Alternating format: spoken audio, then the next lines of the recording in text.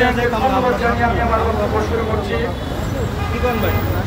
যারা আসাদুজ্জামান তুহিন হত্যাকাণ্ডে যারা জড়িত ছিল তাদেরকে অতি দ্রুততার সহিত আইনের আওতায় আনতে সক্ষম হয়েছে।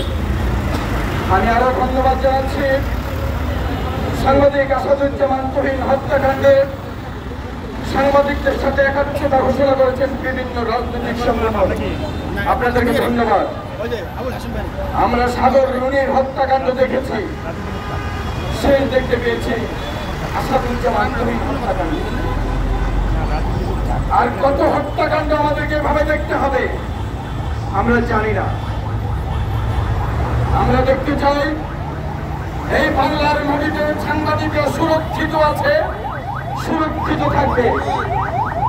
আমি অবাক হয়ে লক্ষ্য করেছি যখন আসাদুজ্জামান তুহিনকে হত্যা করা হয়েছে, নির্মমভাবে কুপিয়ে হত্যা করা হয়েছে, তখন হাজার হাজার শত শত মানুষ তাকিয়ে তাকিয়ে শুনে দেখেছে। ছোট্ট ছোট্ট একটা করে পাথরের কণা যদি অপরাধীদের দিকে ছুড়ে মারত তাহলে অপরাধীরা ধূলিসাৎ হয়ে যেত আর সাংবাদিকের রক্তে রাজপথ রঞ্জিত হতো না। আমি সাধারণ মানুষকে বলবো, অপরাধীদের বিরুদ্ধে আপনারা প্রতিরোধ গড়ে তুলুন।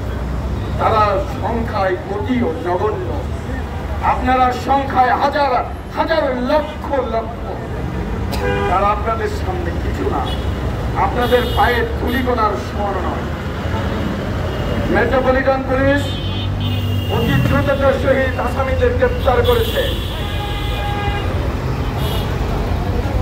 তারা অপরাধীদেরকে আইনের আওতায় আনতে সক্ষম হয়েছে, কিন্তু আমরা শঙ্কিত একটা বিষয় নিয়ে আইনের ফাঁক ফোকর দিয়ে অতি দ্রুত সময়ের ভিতরে আসামিরা যখন জেল থেকে বেরিয়ে আসে তারা অপরাধ করতে থাকে, আবার জড়িয়ে পড়ে।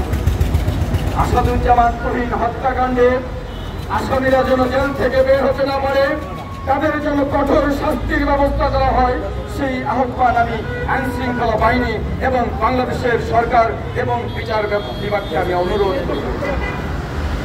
আমি আরো একটি কথা বলতে চাচ্ছি, যে জায়গাটাতে সাংবাদিক তুহিনকে হত্যা করা হয়েছে ওখানে বিভিন্ন ধরনের ভিজিটিং কার্ড বিলি করা হয়। ওই ভিজিটিং কার্ড যারা বিলি করে তাদেরই ছিল এই হত্যায়। আমি গাজীপুর চৌরাস্তাকে চুরি, ডাকাতি, ছিনতাই মুক্ত দেখতে চাই আমরা, এবং চৌরাস্তার আশেপাশে যতগুলি আবাসিক হোটেল আছে প্রত্যেকটা আবাসিক হোটেলকে পুলিশ ডিপার্টমেন্ট বন্ধ করবে, এই আশাবাদ ব্যক্ত করে আমি আমার বক্তব্য শেষ করছি। আসসালামু আলাইকুম। ধন্যবাদ আপনাকে। সন্ত্রাসীদের কালো হাত পুড়িয়ে দাও, পুড়িয়ে দাও, সন্ত্রাসীদের কালো হাত পুড়িয়ে দাও, পুড়িয়ে দাও, সন্ত্রাসীদের কালো হাত পুড়িয়ে দাও, পুড়িয়ে দাও।